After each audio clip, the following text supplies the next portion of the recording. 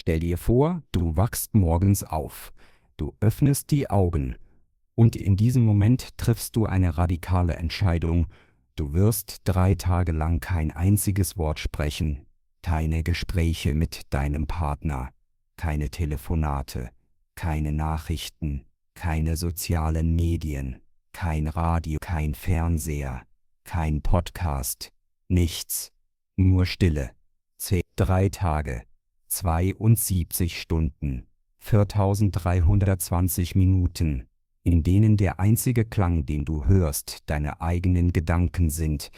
Was würde passieren? Was würdest du entdecken?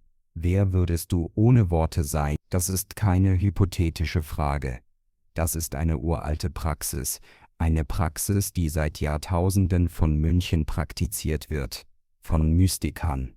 Von spirituellen Suchern. Von Menschen, die tiefer gehen wollten, die sich selbst wirklich kennenlernen wollten, die bereit waren, dem inneren Lärm zu begegnen.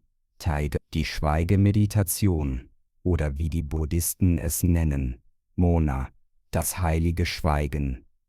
Es klingt einfach, 3 Tage nicht sprechen, doch es ist eine der schwierigsten spirituellen Praktiken, die es gibt. Warum? Weil Schweigen nicht bedeutet, dass es still wird. Ganz im Gegenteil, wenn die äußeren Stimmen verstummen, werden die inneren Stimmen lauter, viel lauter, viel lauter. Und genau das ist der Punkt. Die Schweigemeditation ist keine Flucht vor der Welt. Sie ist eine Konfrontation mit dir selbst, mit deinem Verstand, mit deinem Ego, mit allem, was du normalerweise mit Worten, mit Ablenkung, mit Beschäftigung überdeckst. Dieses Hörbuch ist eine Landkarte, eine Anleitung für deine eigene Reise in die Stille. Es wird dir zeigen, was in diesen 3 Tagen geschieht, welche Phasen du durchläufst, welche Herausforderungen kommen und wie du sie meisterst. Aber Warnung, das, was du in der Stille entdecken wirst, ist nicht immer angenehm. Es ist nicht immer friedlich. Es ist nicht immer erleuchtend. Manchmal ist es schmerzhaft, manchmal ist es erschreckend, manchmal wirst du am liebsten weglaufen wollen. Doch wenn du bleibst, wenn du durchhältst, wenn du der Stille erlaubst, ihr Werk zu tun, dann wirst du etwas Unglaubliches erleben. Du wirst dich selbst begegnen, nicht der Person, die du denkst zu sein, sondern der Person, die du wirklich bist. Bist du bereit? Dann lass uns beginnen. Bevor wir in die 3 Tage eintauchen, lass uns verstehen, warum Schweigen so mächtig ist. Warum haben fast alle spirituellen Traditionen Schweigerituale? Warum gehen Menschen freiwillig in Retreats, in denen sie tagelang nicht sprechen dürfen? Die Antwort liegt im Verstand, im ständigen inneren Geplapper, im mentalen Lärm, der niemals aufhört. Hast du jemals versucht, deinen Verstand zu beobachten, wirklich zu beobachten, was da vor sich geht? Es ist ein ständiger Strom von Gedanken, ein endloser Dialog. Du planst, du erinnerst dich, du urteilst, du fantasierst, du machst dir Sorgen, du hoffst, du fürchtest. Die Buddhisten nennen es das Affengehirn. Dein Verstand springt wie ein Affe von Ast zu Ast, von Gedanke zu Gedanke, niemals still, niemals ruhig, immer in Bewegung. Und das Schlimmste, du denkst, dieser Verstand bist, du identifizierst dich mit ihm. Du glaubst, diese Gedanken sind die Wahrheit. Doch das sind sie nicht. Sie sind nur Gedanken. Konditionierte Muster, Neuronen, die feuern, nichts weiter. Doch wie erkennst du das? Wie erkennst du, dass du nicht dein Verstand bist? Durch Stille, durch Schweigen. Denn wenn du aufhörst zu sprechen, wenn du aufhörst, dich nach außen zu richten, dann bleibt nur eines übrig, du selbst und dein Verstand. Und plötzlich bemerkst du, da ist ein Unterschied. Du bist das Bewusstsein, das die Gedanken beobachtet, nicht die Gedanken selbst. Doch diese Erkenntnis ist nicht intellektuell, sie muss erfahren werden. Und die Schweigemeditation ist eine der direktesten Wege zu dieser Erfahrung. Takes. In den alten Schriften Indiens wird gesagt, Stille ist die Sprache Gottes. Alle anderen Sprachen sind schlechte Übersetzungen. Was bedeutet das? Es bedeutet, dass die tiefste Wahrheit nicht in Worten ausgedrückt werden kann. Sie kann nur in Stille erfahren werden. Takes. Die christlichen Mystiker wussten das. Meister Eckhart sagte, Gott ist ein Wort, das niemals gesprochen wurde und niemals gesprochen werden kann. Die Sufis wussten das. Rumi sagte, Schweigen ist die Sprache der Liebe. Die Zen-Buddhisten wussten das. Sie überlieferten ihre höchste Lehre nicht in Worten, sondern in Stille. Warum? Weil Worte immer Konzepte sind. Und Konzepte sind immer Begrenzung. Sie teilen die Wirklichkeit in Kategorien. In dies und das. In Gut und Böse. In Ich und Du. Doch die Wirklichkeit ist nicht geteilt. Sie ist eins. Und diese Einheit kann nur jenseits der Worte erfahren werden. Lass uns auch die Neurowissenschaft betrachten. Was passiert wirklich in deinem Gehirn, wenn du schweigst? Takes. Moderne Studien haben gezeigt, dass längere Phasen der Stille tatsächlich messbare Veränderungen im Gehirn bewirken. Die Amygdala, das Angstzentrum, wird weniger aktiv. Der präfrontale Kortex, der Bereich für Selbstreflexion und Bewusstsein, wird aktiver. Neue neuronale Verbindungen werden gebildet. Aber es geht noch tiefer. Wenn du nicht sprichst, wenn du nicht ständig Input aufnimmst, dann schaltet dein Gehirn in einen anderen Modus, den Default Mode Network. Das ist der Modus, in dem das Gehirn nach innen schaut, in dem es reflektiert, integriert, verarbeitet. In unserem normalen Leben ist dieser Modus fast nie aktiv. Wir sind ständig im Außenmodus, ständig beschäftigt, ständig abgelenkt, und das Gehirn hat keine Zeit zu verarbeiten, zu integrieren, zu heilen. Die Schweigemeditation gibt dem Gehirn diese Zeit. Und das ist nicht nur spirituell wertvoll. Es ist auch psychologisch und neurologisch entscheidend für dein Wohlbefinden. Neurowissenschaftler haben auch entdeckt, dass Stille die Produktion neuer Gehirnzellen im Hippocampus stimuliert. Das ist der Bereich, der für Gedächtnis und Emotionen zuständig ist. In einer Studie mit Mäusen führten 2 Stunden Stille pro Tag zur Entwicklung neuer Zellen im Hippocampus. Diese Zellen wurden später in funktionale Neuronen integriert. Das bedeutet, Stille ist nicht nur Abwesenheit von Lärm. Stille ist eine aktive, heilende Kraft. Sie regeneriert dein Gehirn. Sie erneuert deine neuronale Architektur. Sie macht dich buchstäblich zu einem neuen Mensch. Carl Gustav Jung erkannte die Macht der Stille. Er nannte es die Konfrontation mit dem Unbewussten. Wenn die äußere Welt stille, wenn die äußeren Reize wegfallen, dann beginnt das Unbewusste zu sprechen. Träume werden intensiver. Symbole tauchen auf. Alte Erinnerungen kommen hoch. Unterdrückte Emotionen brechen durch. Das ist keine Fehlfunktion. Das ist Heilung. Das ist Integration. Das ist der Prozess, durch den das Unbewusste bewusst wird. Jung praktizierte selbst lange Phasen der Einsamkeit und Stille. In diesen Zeiten entwickelte er seine wichtigsten Konzepte, die Archetypen, das kollektive Unbewusste, die Individuation. All das entstand nicht aus Büchern, es entstand aus der Stille, aus der Konfrontation mit sich selbst. In seinem roten Buch dokumentierte Jung seine inneren Visionen während dieser Perioden der Stille. Er schrieb: In der Stille begegnen wir den Göttern und Dämonen unserer Seele.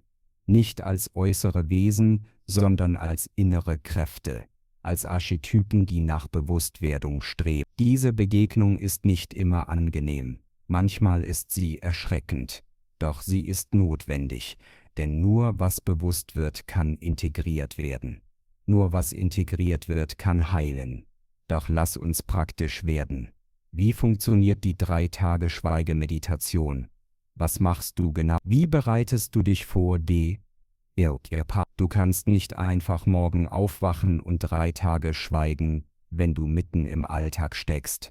Du brauchst Vorbereitung, Planung, Raum, Dexau. Wähle 3 aufeinanderfolgende Tage, an denen du frei hast. Idealerweise ein langes Wochenende. Freitag, Samstag, Sonntag oder besser noch, nimm dir 3 Urlaubstage. Diese 3 Tage sind eine Investition in dich selbst. Die wichtigste Investition, die du machen kannst. Informiere die Menschen in deinem Leben. Erkläre ihnen, was du vorhast. Dass du 3 Tage nicht erreichbar sein wirst. Dass du nicht antwortest, dass alles in Ordnung ist. Das ist wichtig, damit sie sich keine Sorgen machen. Und damit sie dich nicht stören. Schaffe einen Raum, einen physischen Raum. Wenn möglich, ziehe dich zurück. Vielleicht in eine kleine Hütte im Wald. Oder ein Gästehaus in den Bergen. Oder ein einfaches Zimmer, das du nur für diese 3 Tage nutzt. Wichtig ist, du bist allein. Keine anderen Menschen, keine Haustiere, nur du. Dieser Raum sollte einfach sein, minimalistisch. Ein Bett, ein Kissen zum Meditieren, ein Tisch zum Schreiben, Kerzen, nichts weiter, keine Ablenkungen, kein Fernseher, kein Computer, kein Handy. Oder wenn du dein Handy mitnimmst, dann im Flugmodus, nur als Wecker oder für echte Notfälle. Bereite auch deine Nahrung vor. Kaufe einfache, leichte Lebensmittel, Haferflocken, Reis, Gemüse, Früchte, Nüsse, nichts Schweres, nichts Kompliziertes. Das Essen sollte nicht im Mittelpunkt stehen. Es sollte einfach nur Nahrung sein. Manche Menschen fasten während ihrer Schweigemeditation. Sie nehmen nur Wasser oder Je zu sich. Das kann die Erfahrung intensivieren. Aber es ist nicht notwendig. Wenn du noch nie gefastet hast, dann aber iss bewusst, iss leicht. Dann die Regeln. Die Schweigemeditation hat klare Regeln. Und diese Regeln sind nicht willkürlich. Sie sind designt, um die Erfahrung zu vertiefen. Regel 1. Kein Sprechen. Kein einziges Wort. Auch nicht mit dir selbst. Auch kein Flüstern. Auch kein Singen. Auch kein Summen. Totales Schweigen der Stimme. Regel 2. Kein Lesen. Keine Bücher. Keine Artikel. Keine Nachrichten. Keine Zeitschriften. Warum? Weil Lesen Input ist. Und die Schweigemeditation ist Output. Es geht darum, dass alles, was in dir ist, herauskommt. Nicht, dass neues Material reinkommt. Regel 3. Kein Schreiben. Außer in bestimmten Momenten, die wir gleich besprechen werden. Aber kein tagebuchartiges Schreiben. Kein kreatives Schreiben. Kein E-Mails beantworten. Nur bewusstes, reflektierendes Notieren an bestimmten. Regel 4. Keine Musik. Keine Podcasts. Keine Hörbücher. Keine künstlichen Geräusche. Nur natürliche Klänge. Vögel. Wind. Regen. Wasser, Stille. Regel 5. Minimaler Augenkontakt. Wenn du Menschen begegnest, was du möglichst vermeiden solltest, dann schaue nicht direkt in ihre Augen. Das ist eine alte Mönchtradition. Augenkontakt ist Kommunikation. Und Kommunikation bricht die Stille. Regel 6. Kein Internet, kein Fernsehen, keine Nachrichten. Keine sozialen Medien, kein Scrollen, kein Checken, kein Posten, totale digitale Abstinenz. Das klingt extrem, und das ist es auch. Doch genau diese Extreme schaffen den Raum für Transformation. Wenn du Kompromisse machst, wenn du ein bisschen sprichst, ein bisschen liest, ein bisschen Musik hörst, dann wird die Erfahrung oberflächlich. Dann wird es nur ein angenehmes Wochenende. aber keine Transformation. Es gibt auch psychologische Vorbereitungen, die wichtig sind. Setze eine Intention. Warum machst du das? Was erhoffst du dir? Nicht, was du erreichen willst, sondern was du loslassen willst. Denn vielleicht willst du Klarheit finden. Vielleicht willst du Heil. Vielleicht willst du einfach nur wissen, wer du ohne all den Lärm bist. Schreibe diese Intention auf. Ein Satz. Schreibe diese Intention auf. Ein Satz. Klar. Einfach. Und lege diesen Zettel an einen Ort, wo du ihn während der 3 Tage sehen kannst. Wenn die Zweifel kommen, wenn der Widerstand kommt, wenn du aufgeben willst, dann schau auf diesen Zettel. Erinnere dich. Warum bin ich hier? Was will ich wirklich? Kapitel 3. Die Struktur der 3 Tage. Jetzt zur Struktur der 3 Tage. Wie füllst du diese 72 Stunden? Was machst du, wenn du nicht sprichst, nicht liest, nicht schreibst, nicht Musik hörst? Die Antwort ist einfach. Du sitzt, du gehst, du isst, du schläfst und du beobachtest. Hier ist ein Beispiel-Tagesablauf, den du anpassen kannst. 6 Uhr morgens. Aufwachen, nicht mit einem lauten Wecker, sondern sanft. Vielleicht mit dem natürlichen Licht, wenn möglich, oder einem leisen Glocken. Wenn du einen Wecker brauchst, stelle ihn auf einen sanften Ton. Nichts Schreckhaftes, nichts Aggressives. Bleib einen Moment im Bett liegen, öffne langsam die Augen, spüre deinen Körper, deinen Atem, den Übergang vom Schlaf zum Wachsein. Hetze nicht, es gibt nichts zu tun, irgendwo hinzugehen. Nur hier sein. 6:15 Uhr. Meditation. Sitzend. Eine Stunde, einfach nur sitzen, auf einem Kissen oder einem Stuhl. Dein Rücken ist gerade, aber nicht steif. Deine Hände ruhen auf deinen Oberschenkeln oder im Schoß. Deine Augen sind geschlossen oder halb geschlossen. Der Blick nach unten gerichtet. Deckest und dann atmest du.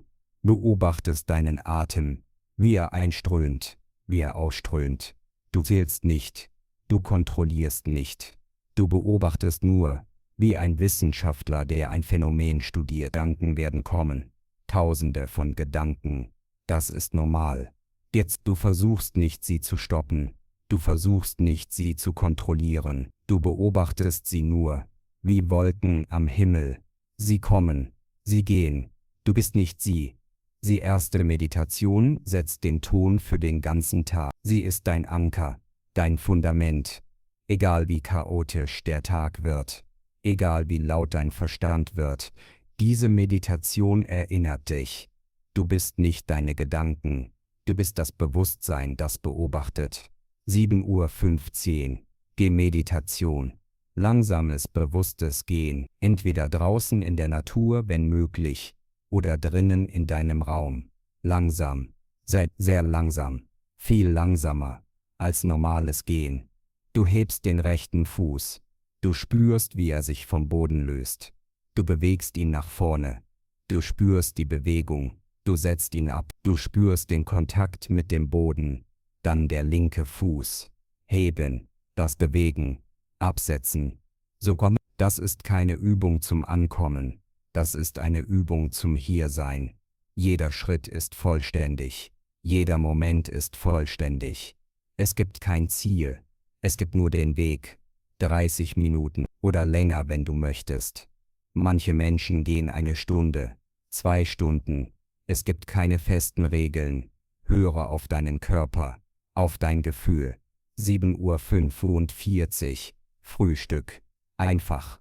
Vielleicht Haferflocken mit Wasser oder Mandelmilch. Oder Früchte. Oder Nüsse. Nichts Kompliziertes. Nichts Schweres. Säckers und iss bewusst. Das ist keine Mahlzeit zum Sattwerden. Das ist eine Meditation. Du nimmst einen Löffel. Du führst ihn zum Mund. Du spürst die Temperatur, die Textur, den Geschmack. Du kaust langsam. Sehr langsam. Du spürst, wie das Essen zu Brei wird, wie es sich mit deinem Speichel vermischt, wie du schluckst. säckerst. Kein Handy dabei, keine Zeitung, keine Ablenkung, nur du und das Essen, nur du und dieser Moment. Manche Zen-Klöster haben eine Regel: Während des Essens sollst du so präsent sein, dass du jeden einzelnen Reiskorn schmecken kannst. Das ist die Tiefe, um die es geht. Totale Präsenz, totale Bewusstheit. 8:30 Uhr, freie Zeit. Das ist die schwierigste Zeit für die meisten Menschen, denn es gibt nichts zu tun, keine Aufgabe, keine Agenda, nur Zeit, leere Zeit. Säckerst, du kannst sitzen, am Fenster, und einfach hinausschauen, die Bäume beobachten, den Himmel, die Wolken, nicht denken über sie, einfach nur schauen, wie ein Kind, das zum ersten Mal etwas sieht. Oder du kannst liegen, auf dem Bett, oder auf dem Boden, die Augen geschlossen oder offen, einfach nur liegen, deinen Körper spüren, den Kontakt mit der Unterlage, die Schwerkraft, den Atem, atterst. Oder du kannst stehen, einfach nur stehen, in der Mitte des Raumes, die Arme hängen lassen, die Augen geschlossen, spüren, wie du stehst, wie dein Gewicht sich verteilt, wie dein Körper sich ausbalanciert. Das klingt langweilig, und das ist es auch, zumindest für den Verstand. Der Verstand will beschäftigt sein, er will Stimulation, er will Input, und jetzt bekommt er nichts. Also rebelliert er. Er sagt, das ist Zeitverschwendung. Du solltest etwas Produktives tun.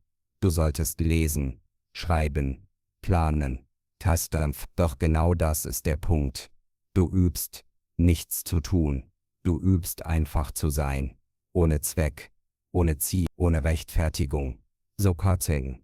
Und in diesem Nichtstun beginnt etwas zu geschehen. Langsam, unmerklich. Dein Verstand wird müde. Müde vom Kämpfen, müde vom Protestieren, und in dieser Müdigkeit entsteht ein kleiner Raum, ein Moment der Stille, ein Moment, in dem du einfach nur bist. 10 Uhr, Meditation, wieder eine Stunde, sitzend, wie am Morgen, doch diesmal ist es anders. Dein Verstand ist schon ein bisschen lauter, die Gedanken sind dringlicher, die Unruhe ist größer, das ist normal. Das ist Teil des Prozesses. Du kämpfst nicht dagegen. Du akzeptierst es. Du sitzt. Du atmest. Du beobachtest. 11 Uhr. Meditation. Wieder 30 Minuten. Langsam. Bewusst. Schritt für Schritt. 11:30 Uhr. Mittagessen. Wieder einfach. Wieder bewusst. Vielleicht gedämpftes Gemüse mit Reis. Oder eine Suppe. Oder Salat. Leicht, nährend, nicht sättigend. So kurz. In vielen Klöstern ist das Mittagessen die Hauptmahlzeit des Tages. Nach dem Mittagessen die Mönche nur noch wenig oder gar nichts mehr. Das hat einen Grund. Ein voller Magen macht müde, macht träge, macht den Geist dürr. Wenn du tief meditieren willst, wenn du wach sein willst, dann iss leicht. Iss nur so viel, dass du nicht mehr hungrig bist. Nicht so viel, dass du satt bist. 12:30 Uhr, freie Zeit. Vielleicht ein Nickerchen. Wenn dein Körper müde ist, dann Ruhe. 20 Minuten, 30 Minuten, nicht länger. Sonst wird es ein richtiger Schlaf und du fühlst dich danach benommen. Oder einfach nur da sitzen, im Sessel oder auf dem Boden, die Augen geschlossen. Nicht schlafen, nicht meditieren. Einfach nur ruhen, in einem Zustand zwischen Wachen und Schlaf, in einem Zustand der vollkommenen Entspannung. 14 Uhr Meditation. Eine Stunde, das ist oft die schwierigste Meditation des Tages. Nach dem Mittag, wenn der Körper verdaut, wenn die Energie niedrig ist, wenn der Geist träge ist, du sitzt, deine Augen fallen zu, dein Kopf sinkt nach vorne, du nickst ein, wachst auf, nickst wieder ein. Das ist frustrierend, aber auch das ist Teil des Prozesses. Wenn die Schläfrigkeit zu groß wird, dann öffne die Augen oder stehe auf und mache eine kurze Gehmeditation. Spritz dir kaltes Wasser ins Gesicht und dann setz dich wieder. Versuche es nochmal. 15 Uhr, Gehmeditation. 30 Minuten, vielleicht draußen, wenn möglich. Die Nachmittagssonne. die frische Luft. Das hilft, die Schläfrigkeit zu vertreiben. 15:30 Uhr. Journaling. Das ist die einzige Zeit, in der du schreibst. 10 bis 15 Minuten. Nicht mehr. Du nimmst dein Notizbuch und du schreibst, ohne nachzudenken. Du schreibst, was habe ich heute beobachtet, welche Gedanken kamen immer wieder, welche Emotionen waren da, was war schwierig, was war überraschend, keine langen Texte, nur Stichpunkte, nur Beobachtungen. Du analysierst nicht, du urteilst nicht, du notierst einfach nur. Dieses Journaling ist wichtig. Es hilft dir, bewusst zu bleiben. Es hilft dir, Muster zu erkennen. Und es gibt dir später, nach den 3 Tagen, einen Einblick in deine Reise. 16 Uhr, freie Zeit, wieder sitzen, liegen, stehen, schauen. 18 Uhr, Abendessen. Das ist die leichteste Mahlzeit des Tages. Vielleicht nur eine Suppe oder Früchte oder Nüsse oder gar nichts, wenn du nicht hungrig bist. Die Mönche sagen, nach Sonnenuntergang sollst du nicht mehr essen. Das gibt dem Körper Zeit, vollständig zu verdauen. Das gibt dem Geist Klarheit für die Abendmeditation. 19 Uhr, Meditation. Eine Stunde, das ist oft die tiefste Meditation des Tages. Nach Sonnenuntergang, wenn die Welt zur Ruhe kommt, wenn die Energie sich nach innen wendet. Du sitzt im Kerzenlicht oder im Dunkeln. Die Stille um dich herum ist tiefer, dichter, und die Stille in dir beginnt dieser äußeren Stille zu entsprechen. 20 Uhr, freie Zeit. Du kannst einfach im Dunkeln sitzen oder bei Kerzenlicht. Oder du legst dich schon hin und bereitest dich auf den Schlaf. Manche Menschen praktizieren auch eine liegende Meditation vor dem Schlaf. Du liegst auf dem Rücken, die Arme neben dem Körper, die Handflächen nach oben, die Beine leicht gespreizt. Und du spürst deinen Körper, von den Zehen bis zum Kopf, jeden Teil, jeden Muskel, jeden Knochen. Das nennt man Bodyscan. Und es ist eine wunderbare Vorbereitung auf den Schlaf. Es entspannt den Körper. Es beruhigt den Geist. Und oft schläfst du mitten in der Übung ein. 21 Uhr. Vorbereitung aufs Schlafen. Langsam. Rituell. Du putzt deine Zähne. Bewusst, du spürst die Borsten auf deinen Zähnen. Du spürst den Geschmack der Zahnpasta. Du wäschst dein Gesicht. Bewusst. Du spürst das Wasser, die Temperatur, die Erfrischung, dann legst du dich hin, löscht das Licht oder die Kerze und du schließt die Augen. Du atmest und du lässt den Tag gehen. Du lässt alles gehen. Du sinkst in den Schlaf. 20 Uhr. Schlafen. Das ist der Rahmen. Doch der wahre Inhalt passiert zwischen den Zeilen. In den Momenten, in denen du einfach nur bist, in denen nichts geschieht, in denen die Zeit stillzustehen scheint. Denn das ist die eigentliche Erfahrung der Schweigemeditation. Der Phase ist die Meditation selbst, sondern die Zwischenräume, die Leere, die Langeweile, die Konfrontation mit der Tatsache, dass ohne Ablenkung, ohne Input, ohne Stimulation du nur dich selbst hast. Und das ist erschreckend. Für die meisten Menschen ist das die größte Angst. Allein mit sich selbst zu sein, nichts zu tun zu haben, niemanden zu haben, mit dem man sprechen kann, nichts, womit man den Verstand beschäftigen kann. Doch genau hier beginnt die Transformation. In dieser Leere, in dieser Langeweile, in dieser Stille. Du wachst auf, du bist motiviert. Du bist aufgeregt. Du denkst, das wird großartig, endlich Zeit für mich, endlich Ruhe, endlich Stille.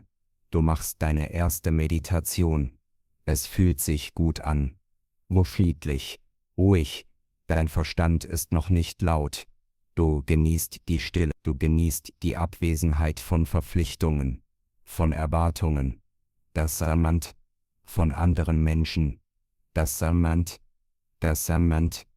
Denn erst, du die langsam, das bewusst, du bemerkst Dinge, die du normalerweise nicht bemerkst, die Art, wie sich deine Füße auf dem Boden anfühlen, die Temperatur der Luft auf deiner Haut, die Farben um dich herum, die Texturen, die Formen, das Samant. Es ist, als würdest du die Welt zum ersten Mal sehen. Alles ist frisch, alles ist neu, alles ist interessant. Du frühstückst das und zum ersten Mal seit Jahren schmeckst du wirklich, was du isst. Du kaust langsam. Du spürst die Textur, den Geschmack, die Temperatur. Das ist fast wie eine Offenbarung. Du hast dein ganzes Leben gegessen. Aber hast du jemals wirklich geschmeckt? Das Samant. Die ersten Stunden vergehen angenehm. Du sitzt, du sehnend, du gehst, du isst, du bist präsent, du denkst, das ist einfach, das ist schön, warum mache ich das nicht öfter? Das Samant, das Samant, das Samant, das Samant. Des ersten Tages beginnt sich etwas zu ändern. Die Euphorie weicht. Die Neuheit verliert ihren Glanz. Und plötzlich bemerkst du etwas. Dein Verstand wird laut. Das Samant. Gedanken kommen. Viele Gedanken über deine To-Do-Liste. Was musst du nächste Woche erledigen? Hast du die E-Mail an den Kollegen geschrieben? Was ist mit dem Projekt, das ansteht? Das Samant. Gedanken über Gespräche, die du hattest. Was hat sie gemeint, als sie das sagte? Hätte ich anders antworten sollen? War ich zu direkt, zu zurückhaltend? Das Samant. Gedanken über Gespräche, die du haben wirst. Was werde ich ihm sagen, wenn ich ihn das nächste Mal sehe? Das Samant sehe. Wie erkläre ich ihr meine Entscheidung? Was, wenn sie nicht versteht? Das Samant. Gedanken über Menschen. Warum hat er nicht angerufen? Warum hat sie nicht geantwortet? Ist sie wütend auf mich? Habe ich etwas falsch gemacht? Der Samant. Gedanken über Probleme. Das Auto muss in die Werkstatt. Die Rechnung muss bezahlt werden. Der Termin beim Arzt muss vereinbart werden. Die Wohnung muss geputzt werden. Gedanken über Pläne. Wohin fahren wir im Urlaub? Was kochen wir am Wochenende? Wann besuchen wir die Eltern? Das Samant. Und je mehr du versuchst, sie zu ignorieren, desto lauter werden sie. Du sitzt in der Meditation, aber du meditierst nicht. Das Samant. Du planst. Du erinnerst dich. Du machst dir Sorgen. Das ist normal. Das ist Phase 1 der Schweigemeditation. Der Widerstand. Dein Verstand ist es gewohnt, beschäftigt zu sein. Ständig. Er ist darauf konditioniert, Input zu verarbeiten, Informationen aufzunehmen, zu reagieren, zu kommunizieren. Und jetzt, plötzlich gibt es keinen Input mehr, keine Gespräche, keine Nachrichten, keine Ablenkung. Das Samant. Also tut der Verstand das Einzige, was er kann. Er beschäftigt sich selbst. Er erinnert sich an alte Gespräche. Er plant zukünftige. Er erfindet Probleme, die gelöst werden müssen. Er kreiert Drama. Doch eines ist, das ist sein Überlebensmechanismus. Der Verstand denkt, wenn ich nicht beschäftigt bin, bin ich nicht wichtig. Wenn ich nicht denke, existiere ich nicht. Also denkt, er Stundstopp, obsessiv, das Hänghaft, das Samant. Und du, der Beobachter, wirst frustriert. Du dachtest, Schweigen bedeutet, aber stattdessen ist da Chaos. Mehr Chaos als vorher. Du denkst, ich mache etwas falsch. Das sollte nicht so sein. Andere Menschen werden ruhig bei der Meditation. Warum ich nicht? Das Samant. Das Samant. Das Samant. Das Samant. Das Samant. Stell dir vor, du hast jahrelang Müll in einen Keller geworfen. Und jetzt öffnest du die Tür und willst aufräumen. Was passiert? Erst einmal kommt alles hoch. Der ganze Müll. Der ganze Dreck. Es wird schlimmer, bevor es besser wird. Assignment. Genauso ist es mit deinem Verstand. All die unterdrückten Gedanken, die verdrängten Sorgen, die ignorierten Ängste, sie kommen jetzt hoch, weil endlich Raum ist, weil endlich Zeit ist, weil du endlich zuhörst. Am Abend des ersten Tages fühlst du dich vielleicht müde, nicht körperlich müde, sondern mental müde. Das erschöpft von den eigenen Gedanken, von dem ständigen inneren Geplapper, von dem Versuch, still zu sein, während dein Verstand schreit. Du legst dich hin und du hoffst, dass morgen besser wird, dass die Gedanken leiser werden, dass die Stille kommt. Doch die Nacht ist oft unruhig. Deine Träume sind intensiv, lebendig, manchmal bizarr, manchmal erschreckend. Du träumst von Menschen, an die du Jahre nicht gedacht hast, von Situationen, die längst vorbei sind, von Ängsten, die du dachtest überwunden zu haben.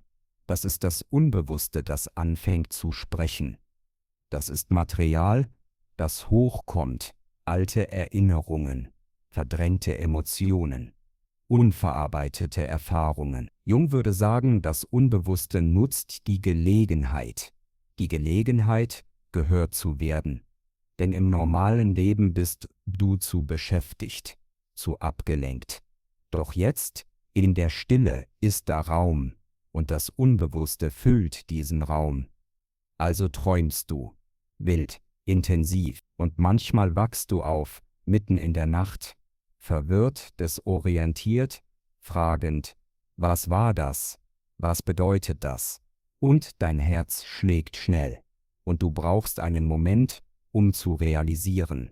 Es war nur ein Traum, du bist sicher, alles ist okay, du schläfst wieder ein und träumst weit. Und so geht die Nacht, unruhig, intensiv, lehrreich, intensiv, lehrreich. Die Neuheit ist weg, übrig bleibt nur die Realität. Du hast noch 2 volle Tage vor dir, 48 Stunden, ohne Sprechen, ohne Ablenkung, ohne Flucht.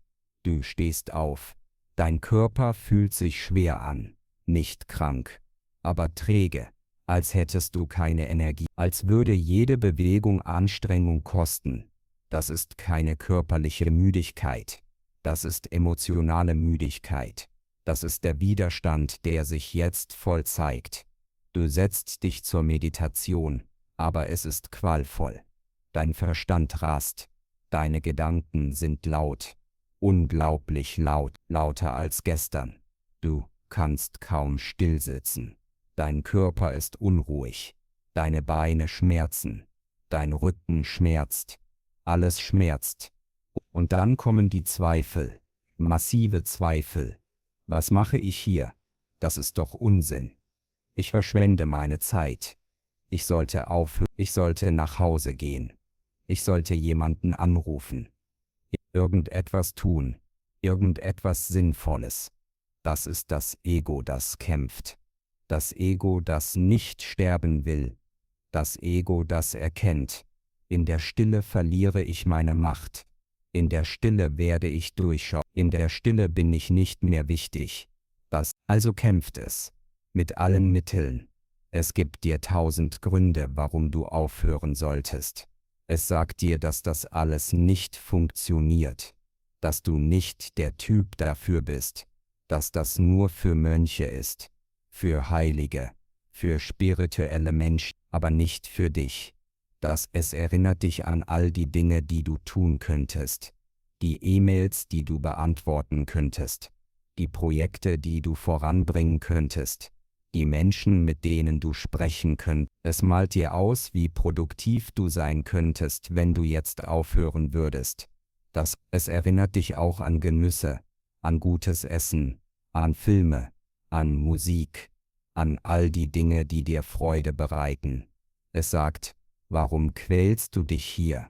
Das Leben ist kurz. Genieße es. Tu, was dir Spaß macht, und hier entscheidet sich alles.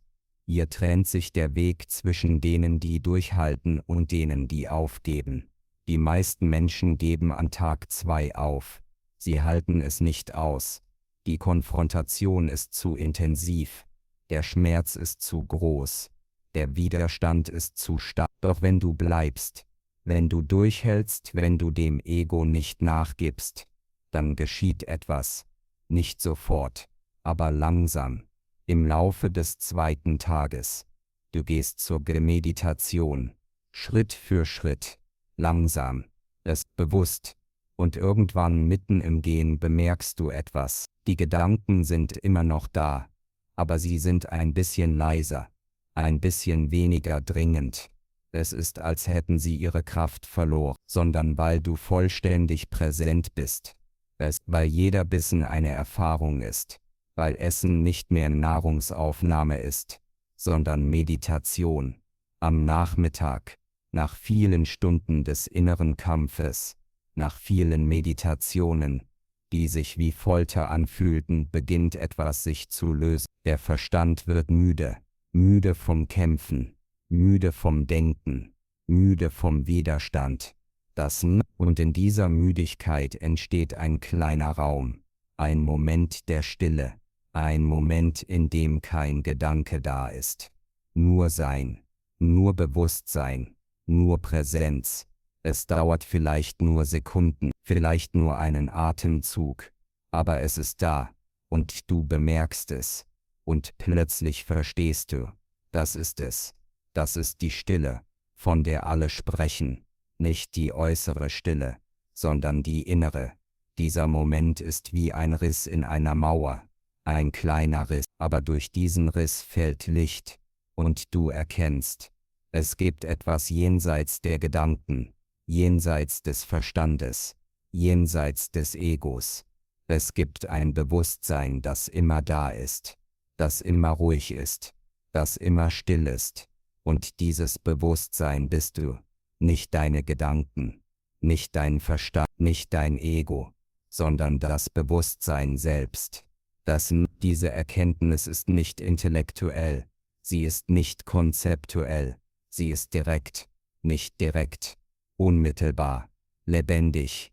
Du erfährst es, in diesem Moment, in diesem Atemzug, und nichts wird jemals wieder dasselbe sein. Am Abend des zweiten Tages fühlst du dich anders.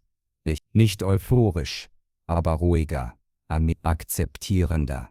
Du beginnst zu verstehen, dass die Gedanken kommen werden, dass der Widerstand da sein wird, aber dass du nicht kämpfen musst.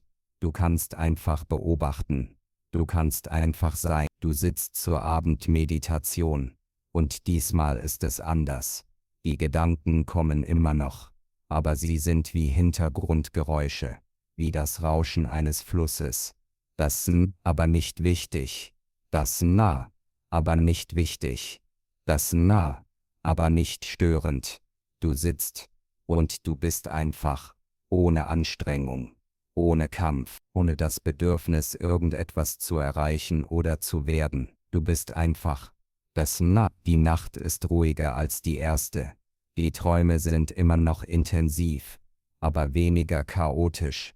Es ist, als würde sich etwas ordnen, als würde das Unbewusste beginnen, sich zu sortieren. Die wilden, fragmentierten Bilder werden kohärenter, die Emotionen werden klarer. Vielleicht träumst du von einer Reise, von einem Weg, den du gehst, von einem Berg, den du besteigst, von einem Fluss, den du überquerst.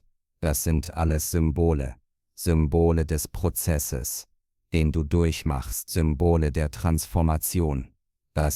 Jung nannte solche Träume große Träume, Träume, die nicht nur persönliche Bedeutung haben, sondern archetypische, Träume, die von der Seele sprechen, von ihrem Weg, von ihrer Entwicklung. Wenn du aufwachst, am Morgen des dritten Tages, erinnerst du dich vielleicht an diese Träume, oder vielleicht auch nicht.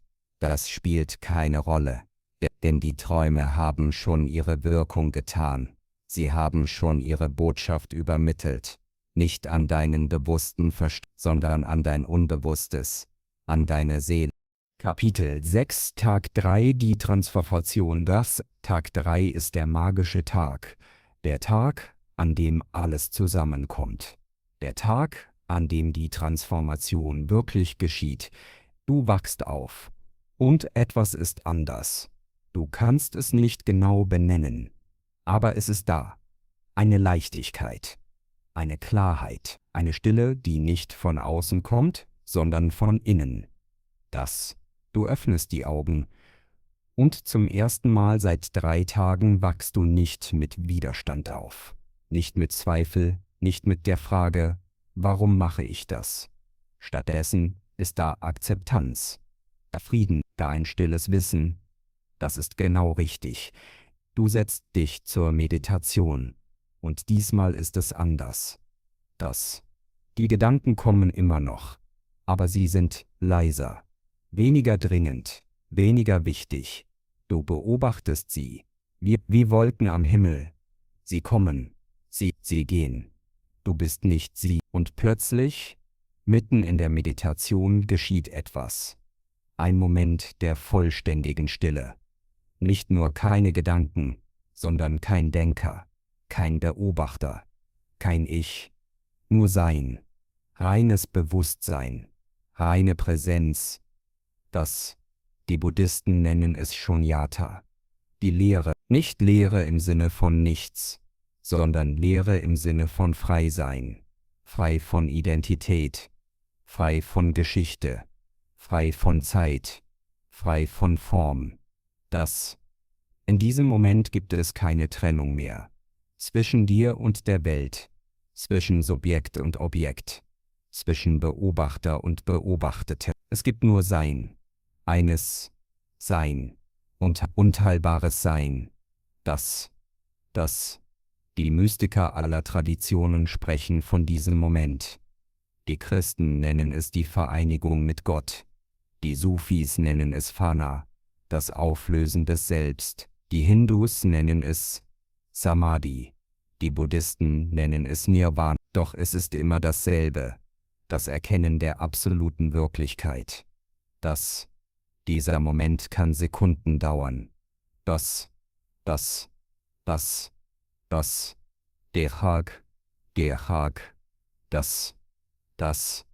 Dieser Moment kann Sekunden dauern.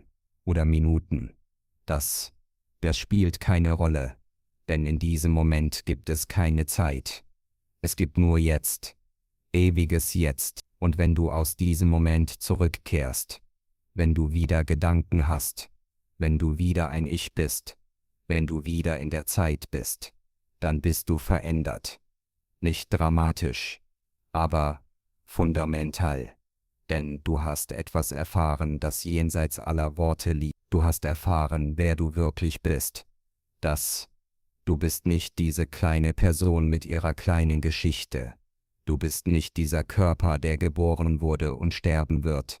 Du bist nicht dieser Verstand mit seinen endlosen Gedanken. Du bist das Bewusstsein selbst, das Bewusstsein, das allem zugrunde liegt. Das Bewusstsein, das alles ist. Denn den Rest des 3. Tages verbringst du in einem Zustand der Gnade. Alles fühlt sich leichter an, einfacher, klarer. Die Meditation ist nicht mehr Arbeit. Sie ist Freude. Sie ist Heimkommen. Das Gehen ist nicht mehr Übung. Es ist Tanz. Jeder Schritt ist ein Gebet. Das Essen ist nicht mehr Nahrungsaufnahme. Es ist Zeremonie. Jeder Bissen ist heilig. Du bemerkst Details, die du vorher nie bemerkt hast. Die Art, wie das Licht durch das Fenster fällt und auf dem Boden ein Muster bildet. Die Textur des Holzes. Jede Maserung ein Kunstwerk. Der Klang des Windes in den Bäumen. Eine Symphonie. Das Zwitschern der Vögel. Eine Unterhaltung, die du zum ersten Mal verstehst. Alles ist voller Bedeutung. Alles ist perfekt. Genauso wie es ist. Nicht weil sich die Welt verändert hat, sondern weil du dich verändert hast. Weil du jetzt mit anderen Augen siehst. Mit den Augen des Bewusstseins. Mit den Augen der Präsenz. Das ist nicht Euphorie. Das ist nicht Ekstase. Das ist einfach Sein. Der bewusstes, präsentes Sein. Ohne Widerstand. Ohne Urteil. Ohne das Bedürfnis, irgendetwas zu ändern oder zu werden. Am Nachmittag des 3. Tages sitzt du vielleicht draußen, in der Natur, wenn möglich, oder am Fenster. Und du schaust einfach, du schaust auf die Bäume, auf den Himmel, auf die Wolken, und plötzlich erkennst du, da ist keine Trennung zwischen dir und dem Baum, zwischen dir und dem Himmel, zwischen dir und allem. Es ist alles eins. Es war immer eins. Du hattest es nur vergessen. Du hattest gedacht, du bist getrennt. Du hattest gedacht, du bist allein. Das war eine Illusion. Eine Illusion des Verstandes. Eine Illusion des Egos. In Wahrheit, bist du verbunden mit allem. Du bist nicht in der Welt. Du bist die Welt. Du bist nicht im Universum. Du bist das Universum, das sich durch dich selbst erfährt, das sich durch dich selbst erkennt, das am Abend des 3. Tages sitzt du ein letztes Mal zur Meditation. Du weißt, das ist die letzte Meditation dieser Reise. Morgen wirst du zurückkehren, zurück in die Welt der Worte, zurück in die Welt der Gespräche, zurück in die Welt der Verpflichtung. Du weißt auch, du wirst nicht derselbe sein. Du wirst verändert sein. Für immer. Du sitzt. Du atmest. Und du reflektierst. Du schaust zurück auf die Reise. Auf die 3 Tage. Auf die Höhen und Tiefen. Auf die Kämpfe und die Durchbrüche. Auf die Dunkelheit. Und das Licht. Und du erkennst, diese 3 Tage waren die intensivsten, die schwierigsten, die lehrreichsten deines Lebens. Du hast dich selbst kennengelernt. Nicht die Person, die du anderen zeigst, nicht die Person, die du denkst zu sein, sondern die Person, die du wirklich bist. Jenseits aller Masken, jenseits aller Rollen, jenseits aller Identitäten. Du hast das Bewusstsein kennengelernt. Das reine, stille, ewige Bewusstsein.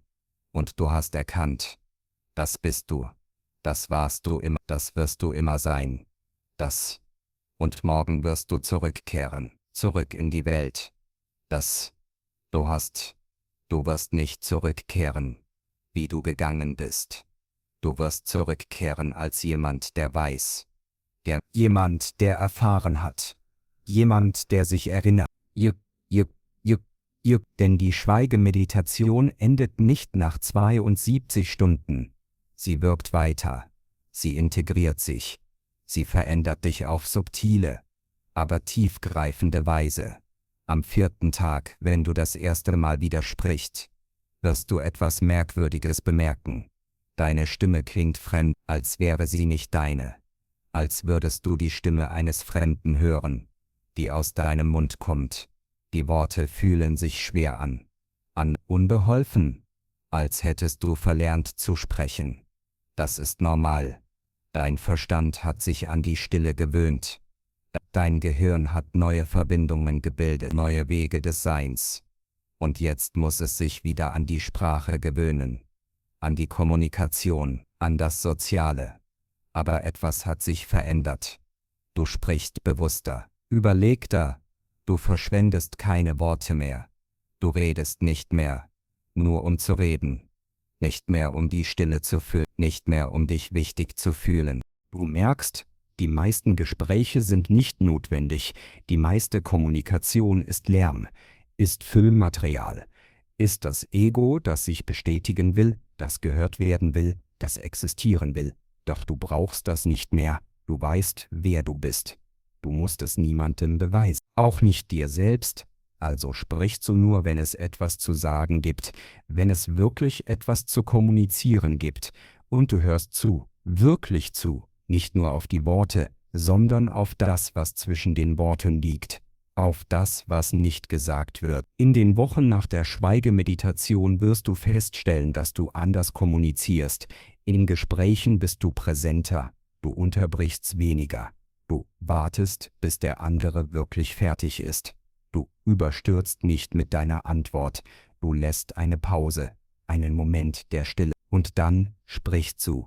Und wenn du sprichst, dann kommen die Worte von einem anderen Ort, nicht vom Verstand, nicht vom Ego, sondern von einer tieferen Ebene, von einer Ebene der Wahrheit, der Authentizität. Als Menschen werden das bemerken, sie werden sagen, du hast dich verändert, irgendetwas ist anders an dir. Und sie haben recht, du hast dich verändert, du hast dich verändert. Du wirst auch feststellen, dass du dich weniger ablenken musst. Du brauchst nicht mehr ständig dein Handy zu checken, nicht mehr ständig Musik zu hören, nicht mehr ständig beschäftigt zu sein, nicht mehr ständig zu konsumieren. Du kannst einfach sein, in der U-Bahn, ohne Kopfhörer, ohne Handy, einfach nur sitzen und schauen, in der Schlange im Supermarkt, ohne ungeduldig zu werden, einfach nur stehen und atmen, in der Pause bei der Arbeit, ohne sofort zum Kaffeeautomaten zu rennen, einfach nur einen Moment innehalten und da sein. Das ist eine radikale Fähigkeit in unserer modernen Welt, eine Welt, die ständig nach deiner Aufmerksamkeit schreit, eine Welt, die dich ständig ablenken will, eine Welt, die Angst hat vor Leere, vor Langeweile, doch du hast keine Angst mehr. Du hast die Stille kennengelernt, du hast die Leere erfahren, du hast entdeckt, was in der Langeweile liegt, nichts und alles, denn in der Leere ist Fülle, in der Stille ist Leben, in der Langeweile ist Freiheit. Manche Menschen berichten auch von langfristigen Veränderungen in ihren Beziehungen. Nach der Schweigemeditation merkst du, welche Beziehungen oberflächlich sind, welche auf Gewohnheit basieren, welche nur aus Pflichtgefühl bestehen und welche wirklich näher. Du merkst, welche Menschen dich erschöpfen, die nur nehmen, die nur über sich selbst reden, die nur Drama kreieren, und welche Menschen dich nähren, die geben, die zuhören, die präsent sind. Und langsam, manchmal unbewusst beginnst du deine Beziehungen zu verändern. Du ziehst dich zurück von Menschen, die nur nehmen, nicht mit Drama, nicht mit Konfrontation, sondern einfach, still, doch du bist weniger verfügbar, du sagst öfter Nein, doch du schützt deine Zeit, deine Energie, deine Stille, und du investierst mehr in Menschen, die geben, die authentisch sind, die tief sind. Du suchst Qualität statt Quantität, Tiefe statt Breite, Präsenz statt Performance. Das kann schmerzhaft sein. Manche Menschen in deinem Leben werden deine Veränderung nicht verstehen. Sie werden sich zurückgestoßen fühlen. Sie werden sagen, du bist arrogant geworden, du bist distanziert, du bist nicht mehr wie früher. Und sie haben recht, du bist nicht mehr wie früher. Du bist du selbst geworden. Und das ist manchmal unbequem. Für andere. Und manchmal auch für dich. Doch das ist der Preis der Transformation. Du kannst nicht wachsen, ohne dass sich etwas verändert. Du kannst nicht du selbst werden, ohne dass manche Menschen dich nicht mehr erkennen oder nicht mehr mögen. Aber das ist okay, denn die Menschen, die dich wirklich lieben, werden deine Veränderung, sie werden deine Tiefe schätzen, deine Authentizität, deine Stille, und neue Menschen werden in dein Leben kommen. Menschen, die auf derselben Frequenz schwingen, Menschen, die denselben Weg gehen. Es gibt auch neurologische Langzeiteffekte. Studien haben gezeigt, dass Menschen, die regelmäßig Schweigemeditationen praktizieren, eine höhere Dichte an grauer Substanz in bestimmten Hirnregionen haben, besonders im Hippocampus, der für Lernen und Gedächtnis zuständig ist, und im präfrontalen Kortex, der für Entscheidungsfindung und Selbstkontrolle verantwortlich ist.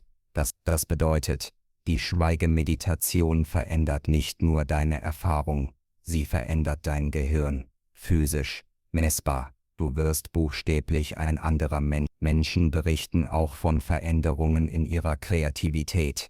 Nach einer Schweigemeditation haben sie oft einen Schub an kreativen Ideen, an Lösungen für Probleme, die sie schon lange mit sich herumtragen, an Visionen für Projekte, an Inspiration für Kunst.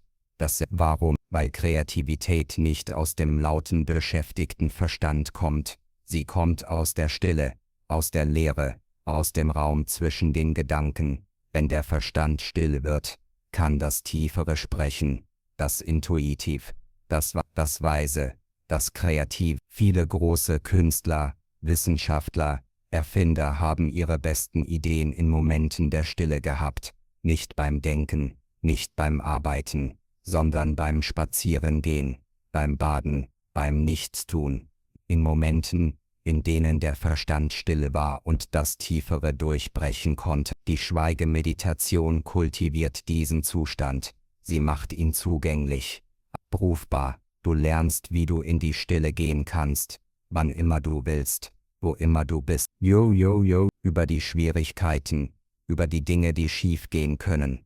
Denn die Schweigemeditation ist nicht für jeden geeignet, nicht in jedem Moment. Wenn du an schweren psychischen Problemen leidest, an akuten Depressionen, an Psychosen, an dissoziativen Störungen, dann ist die Schweigemeditation möglicherweise nicht sicher für dich, nicht allein, nicht ohne Begleitung, denn die Konfrontation mit dem eigenen Verstand kann überwältigend sein, wenn dein Verstand ohnehin schon fragil ist, wenn das Ego ohnehin schon schwach ist, dann kann die Stille zu viel sein. Sie kann destabilisieren, sie kann retraumatisieren, sie kann Psychosen auslösen. In diesem Fall ist es besser, die Praxis unter Anleitung zu machen, in einem Retreat mit erfahrenen Lehrern, mit psychologischer Unterstützung, mit der Möglichkeit jederzeit auszusteigen, wenn es zu intensiv, auch wenn du gerade eine akute Krise durchmachst, einen Verlust, eine Trennung, einen Trauerfall. Dann kann die Schweigemeditation zu intensiv sein. Manchmal brauchen wir erst Stabilität, bevor wir tief gehen können. Manchmal brauchen wir erst Unterstützung, bevor wir allein sein können. Das ist keine Schwäche, das ist Weisheit, zu erkennen, wann du bereit bist und wann nicht, wann es hilfreich ist und wann es schädlich sein könnte. Es gibt auch eine leichtere Version der Schweigemeditation, die du ausprobieren kannst, bevor du die volle 3-Tage-Version machst, die Ein-Tag-Stille. Nimm dir einen Samstag oder Sonntag, wach auf und entscheide, heute spreche ich nicht. Von dem Moment, in dem ich aufwache bis zum Abend, 8 bis 12 Stunden, nicht 3 Tage, nur ein Tag. Das gibt dir einen Vorgeschmack, ein Gefühl dafür, was passiert. Du wirst schon in diesen Stunden merken, wie laut dein Verstand wird, wie stark der Widerstand ist, wie intensiv die Erfahrung sein kann. Und dann kannst du entscheiden, ob du bereit bist für die volle Erfahrung, für die 3 Tage, oder ob du erst mehr Übung brauchst, mehr Vorbereitung, mehr Stabilität. Manche Menschen machen auch regelmäßige Schweigemorgen, jeden Sonntag, von dem Moment, in dem sie aufwachen, bis mittags. Keine Gespräche, kein Handy, nur Stille, 3 bis 4 Stunden. Das ist eine kraftvolle Praxis, nicht so intensiv wie 3 Tage, aber nachhaltig, Woche für Woche, Monat für Monat. Du trainierst deinen Verstand, du kultivierst Stille, du schaffst einen Raum in deinem Leben, der heilig ist, der nur dir gehört. Es gibt auch die Tradition des schweigenden Tages pro Woche in manchen spirituellen Gemeinschaften. Montags wird nicht gesprochen, oder freitags oder an einem anderen festgelegten Tag. Alle Mitglieder der Gemeinschaft schweigen an diesem Tag. Sie kommunizieren, wenn nötig, durch Gesten oder Notizen, aber sie sprechen nicht. Das hat 2 Effekte. Erstens kultiviert es die persönliche Stille. Zweitens vertieft es die Gemeinschaft, denn wenn Worte wegfallen, muss die Kommunikation auf einer anderen Ebene stattfinden. Auf der Ebene der Präsenz, der Energie, des nonverbalen Verstehens. Eine andere Variante ist das partielle Schweigen.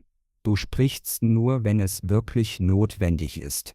Nur wenn etwas Wichtiges zu sagen ist. Nicht Smalltalk, nicht Geplauder, nicht Füllworte, nur essentielle Kommunikation. Das kannst du im Alltag praktizieren. Bei der Arbeit, zu Hause, in Beziehungen. Du sprichst weniger. Du hörst mehr zu. Du genießt die Stille zwischen den Worten. Und wenn du sprichst, dann sind deine Worte gewichtig, bedeutungsvoll. Wahre Menschen werden das bemerken. Sie werden dich anders wahrnehmen. Nicht als jemanden, der wenig zu sagen hat, sondern als jemanden, dessen Worte zählen. Als jemanden, der nicht umsonst spricht. Anna war 50 Jahre alt, als sie ihre erste Schweigemeditation machte. Sie war Managerin in einem großen Unternehmen, erfolgreich, beschäftigt, ständig unter Strom, ständig in Meetings, ständig am Telefon, ständig am Entscheiden. Ihre Freundin hatte ihr von einem Vipassana-Retreat erzählt. 10 Tage Schweigen in einem buddhistischen Zentrum. Anna dachte, das ist verrückt. 10 Tage? Ich habe nicht mal Zeit für einen Tag. Doch irgendetwas in ihr war neugierig. Eine leise Stimme, die sagte, tu es. Du brauchst das. Also meldete sie sich an. Nicht für 10 Tage. Das war ihr zu viel, zu radikal, sondern für ein Wochenendretreat. 3 Tage. Freitag bis Sonntag. Das konnte sie schaffen. Das konnte sie rechtfertigen. Die ersten Stunden waren okay, fast angenehm. Anna genoss die Ruhe, die Abwesenheit von Meetings, von E-Mails, von Entscheidungen, von Verantwortung. Sie dachte, das ist wie Urlaub. Das ist Entspannung. Doch am Abend des ersten Tages begann sie zu zweifeln. Ihr Verstand raste. Sie dachte an ihre To-Do-Liste, an Projekte, die liefen, an Probleme, die gelöst werden mussten, an E-Mails, die beantwortet werden sollten. Sie hatte das Gefühl, sie verschwende Zeit, wertvolle Zeit, die sie produktiv nutzen könnte. Am zweiten Tag wollte sie aufgeben. Sie war frustriert, wütend sogar, auf sich selbst, auf die Meditation, auf die ganze Situation. Sie dachte, das ist nicht für mich. Ich bin nicht der Typ dafür. Ich bin ein Macher. Ich brauche Action. Ich brauche Stimulation. Nicht diese Stille, diese Leere. Doch dann am Nachmittag des zweiten Tages, während einer Meditation geschah etwas. Anna brach in Tränen aus. Ohne Grund, ohne Vorwarnung. Einfach so. Sie ging langsam durch den Garten des Retreat-Zentrums, Schritt für Schritt, und plötzlich stiegen Tränen auf. Unkontrollierbar. Sie weinte, und sie verstand nicht warum. Was war da? Was kam hoch? Sie hatte keinen Grund zu weinen. Ihr Leben war gut, ihr Job war gut, alles war gut, alles war gut. Doch die Tränen kamen trotzdem. Aus einer Tiefe, die sie nicht kannte. Aus einem Ort, den sie nie besucht hatte. Und während sie weinte, während die Tränen flossen, fühlte sie etwas. Eine Erleichterung, eine Befreiung. Als würde etwas Altes, etwas Schweres, etwas Verstecktes, endlich gehen dürfen. Das, später als sie darüber reflektierte, erkannte sie, das war alles, was sie nie geweint hatte. Alle Emotionen, die sie unterdrückt hatte. Alle Momente, in denen sie stark sein musste, in denen sie funktionieren musste, in denen sie keine Zeit hatte für Gefühle. Alles kam hoch, alles floss raus, alles floss raus. Am dritten Tag fühlte Anna sich, als hätte sie 10 Kilo abgenommen. Nicht körperlich, aber emotional. Sie fühlte sich leicht, frei, klar, als hätte jemand einen Vorhang weggezogen und plötzlich konnte sie sehen. Sie saß zur Meditation. Und zum ersten Mal in ihrem Leben erlebte sie echte Stille. Nicht die Abwesenheit von Lärm, sondern die Anwesenheit von Frieden, von Ruhe, Als sie nach Hause kam, nach den 3 Tagen war sie verändert. Sie kündigte nicht ihren Job. Sie verließ nicht ihren Mann. Sie veränderte nicht ihr Leben dramatisch. Aber sie veränderte, wie sie lebte. Sie begann, Pausen zu machen. Wirkliche Pausen. Ohne Handy, ohne Laptop, einfach nur sitzen, atmen, sein. 10 Minuten am Morgen, 10 Minuten am Abend, nur für sich. Sie begann, Nein zu sagen. Zu Meetings, die nicht wichtig waren. Zu Verpflichtungen, die sie erschöpften. Zu Menschen, die nur nahmen und nie gaben. Sie schützte ihre Zeit, ihre Energie, ihre Stille. Und sie begann, Stille zu suchen. Regelmäßig. Jeden Monat machte sie einen stillen Tag. Allein. Zu Hause. oder in der Natur. Nur sie und die Stille, nur sie und sich selbst. 5 Jahre später sagt Anna, die Schweigemeditation hat mein Leben nicht verändert. Sie hat mir mein Leben zurückgegeben. Sie hat mir gezeigt, wer ich bin, wenn ich nicht funktioniere, wenn ich nicht leiste, wenn ich einfach nur bin. Wer du bist, wenn du nichts beweisen musst. Wer du bist, wenn du einfach nur bist. Lass mich dir von einem anderen Menschen erzählen. Nennen wir ihn Michael. Michael war 28, als er seine erste Schweigemeditation machte. Er war Softwareentwickler, introvertiert, aber auch ruhig, ständig online, ständig erreichbar, ständig konsumierend, Podcasts, Musik, YouTube, Netflix, ständig Input. Michael litt unter Angstzuständen, Panikattacken. Sein Verstand raste ständig. Er konnte nicht abschalten, nicht entspannen, nicht schlafen. Er versuchte verschiedene Dinge, Therapie, Medikamente, Sport. Nichts half wirklich. Dann stieß er auf ein Video über Vipassana-Meditation, über Schweigen. Er war skeptisch, aber auch verzweifelt. Also meldete er sich für ein 10-Tage-Retreat an. Die ersten 3 Tage waren die Hölle. Michaels Verstand explodierte. Die Angst war unerträglich. Er wollte jeden Tag abbrechen. Jeden Tag dachte er, ich halte das nicht aus. Ich muss hier raus. Doch er blieb, weil ihm gesagt wurde, die ersten Tage sind die schwersten. Danach wird es besser.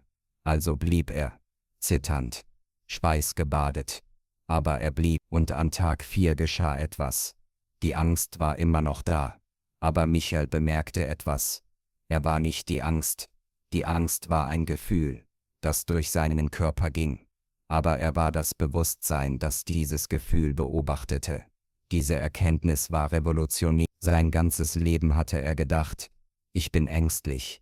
Ich bin ein ängstlicher Mensch. Das ist meine Identität. Doch jetzt erkannte er, nein, ich bin nicht die Angst. Ich bin derjenige, der die Angst wahrnimmt. Diese Unterscheidung veränderte alles. Die Angst kam immer noch, aber sie überwältigte ihn nicht mehr. Er konnte sie beobachten. Er konnte atmen. Er konnte warten, bis sie vorbeigezogen war. Wie eine Welle. Wie ein Gewitter.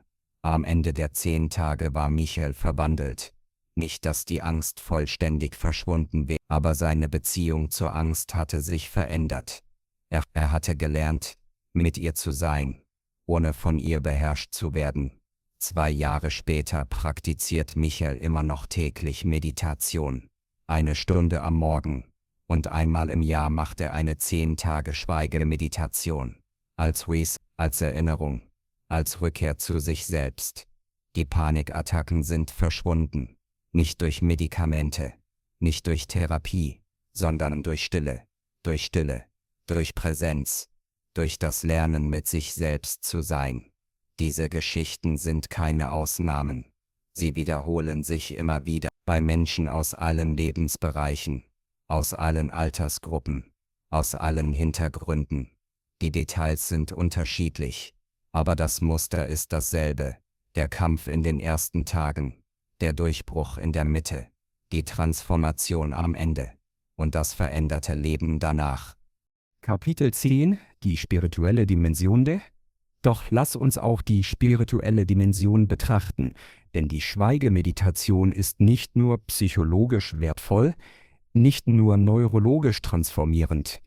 Sie ist auch spirituell öffnend. In fast allen mystischen Traditionen ist Stille der Weg zu Gott, zum Göttlichen, zum Absoluten, zum Unaussprechlichen. Die christlichen Mystiker sprachen von der Stille, in der Gott spricht. Meister Eckhart sagte, nichts in der ganzen Schöpfung ist Gott so ähnlich wie die Stille. Die Sufis sprachen vom Schweigen als dem Tor zum Herzen. Rumi sagte, Schweigen ist die Sprache Gottes. Alles andere ist schlechte Übersetzung. Die Buddhisten sprachen von der Stille als dem Weg zur Erleuchtung. Buddha selbst erreichte seine Erleuchtung in vollkommener Stille unter dem Bodhibaum. Warum? Weil in der Stille das Ego stirbt. Und wenn das Ego stirbt, bleibt nur das Absolute übrig, das reine Bewusstsein, das, was manche Gott nennen, andere das Selbst, wieder andere das Nichts, wieder andere das Tao oder Brahman oder die Lehre. Es hat viele Namen, doch es ist immer dasselbe, das Bewusstsein jenseits des Ich, das Sein jenseits des Werdens, die Präsenz jenseits der Zeit, das Unendliche jenseits des Endlichen. Und dieses Bewusstsein ist nicht persönlich, es ist nicht deins, es ist nicht meins, es ist universell, es ist das Bewusstsein, das durch alle Wesen schaut, das in allen Formen existiert, das alles ist und nichts ist. In der Schweigemeditation kannst du dieses Bewusstsein erfahren, nicht intellektuell, nicht theoretisch, nicht als Konzept, sondern direkt und unmittelbar. Durch lebendige Erfahrung.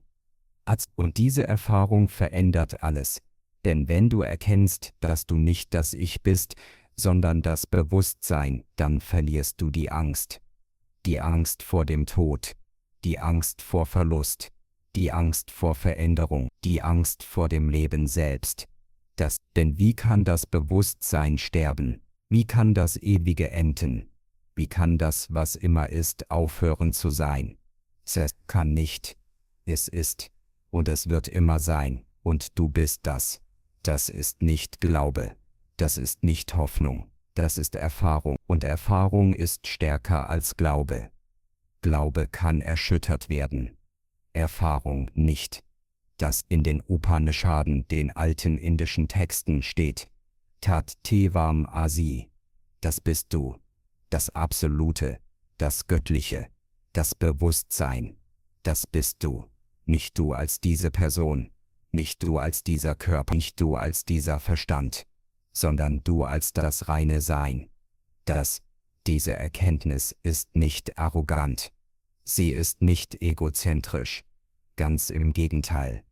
Sie ist die Auflösung des Denn wenn du erkennst, dass du das universelle Bewusstsein bist, dann erkennst du auch, dass jeder andere das auch ist. Dass wir alle eins sind. Dass es keine Trennung gibt. Und in dieser Erkenntnis liegt Mitgefühl. Echtes Mitgefühl. Nicht als moralische Pflicht. Nicht als religiöses Gebot, sondern als natürliche Folge. Denn wenn wir alle eins sind, dann ist dein Leid mein Leid. Deine Freude ist meine Freude. Es gibt keine Trennung. Die Schweigemeditation öffnet die Tür zu dieser Erkenntnis. Nicht immer. Nicht etwas. Nicht bei jedem. Nicht garantiert. Aber sie schafft die Möglichkeit. Sie schafft den Raum. Sie lädt ein. Und für manche Menschen ist diese Einladung das Wichtigste, was ihnen je passiert ist. Der Wendepunkt ihres Lebens. Der Moment, in dem alles Sinn ergibt. Der Moment, in dem sie nach Hause kommen. Für mehr Geschichten, die dich daran erinnern. Die Stille, die du suchst, ist nicht außen. Sie ist in dir. Sie war immer in dir. Und sie wartet darauf, entdeckt zu werden. Die Schweigemeditation ist kein Ereignis. Sie ist eine Einladung. Eine Einladung, nach innen zu gehen. Tiefer zu schauen, stiller zu werden. Eine Einladung, dich selbst kennenzulernen. Nicht die Maske. Nicht die Rolle. Nicht die Konditionierung. Sondern dich. Dein wahres Selbst. Dein essentielles Sein. Das essentielles Sein. 3 Tage. Das ist alles, was es braucht. 3 Tage, um alles zu verändern. 3 Tage, um dich selbst zu finden. 3 Tage, um nach Hause zu kommen.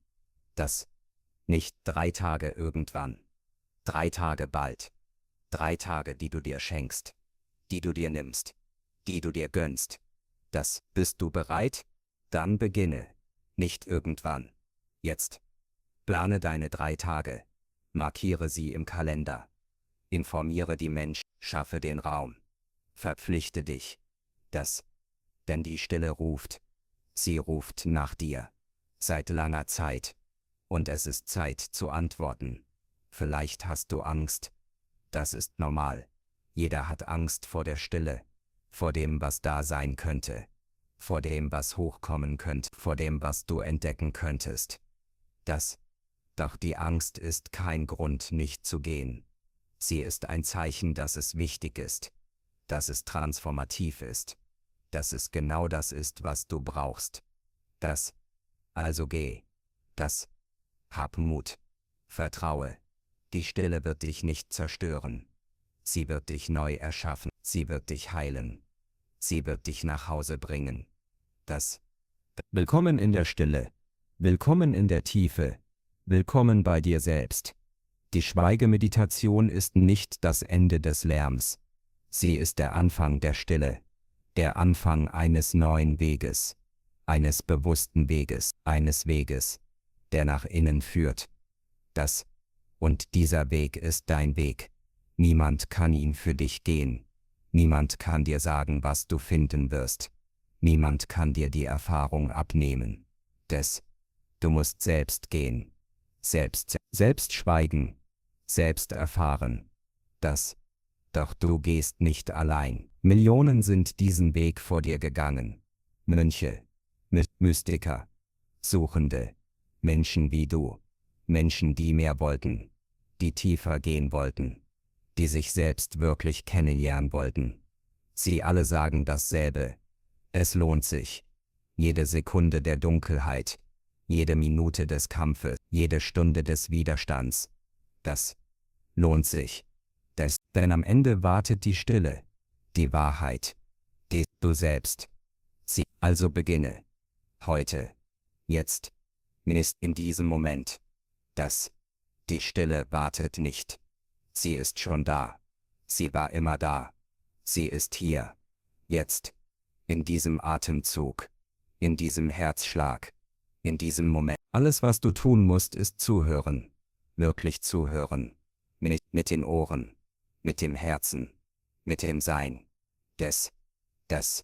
Und wenn du zuhörst, wenn du wirklich zuhörst, dann wirst du sie hören. Die Stille. Nicht als Abwesenheit, sondern als Anwesenheit. Als Fülle.